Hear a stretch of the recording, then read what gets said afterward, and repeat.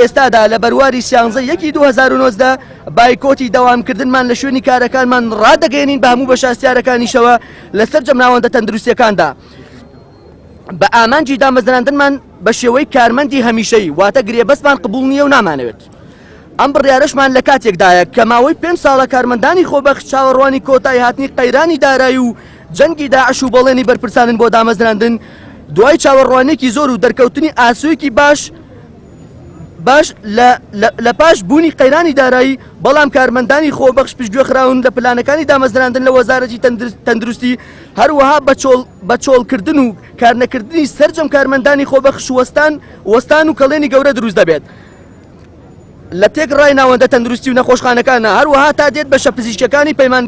پەیمانگا و حکومی و تایبەتەکان ڕوو لە زیادبوون دەکەن لە کاتێکدایە کە ماوەی 5 ساڵە ئەو بەشانە هیچ دامەزراندنێکیان بۆ نەکراوە و هەتا دێت زیاد دەبن ئەوەی کە جێگای داخە هیچ پلانێکیش بۆ دامەزراندنمان نییە بۆیە بایکۆتکردن و چۆڵکردنی شوێنەکانمان بەردەوامی دەبێت تا ئەو کاتێک کە بەرپرسانی وڵات نەخەون لە ئاسمانە وەڵاممان بنەوە کە بەداخەوە چی کەمێشێک میوانیان نییە.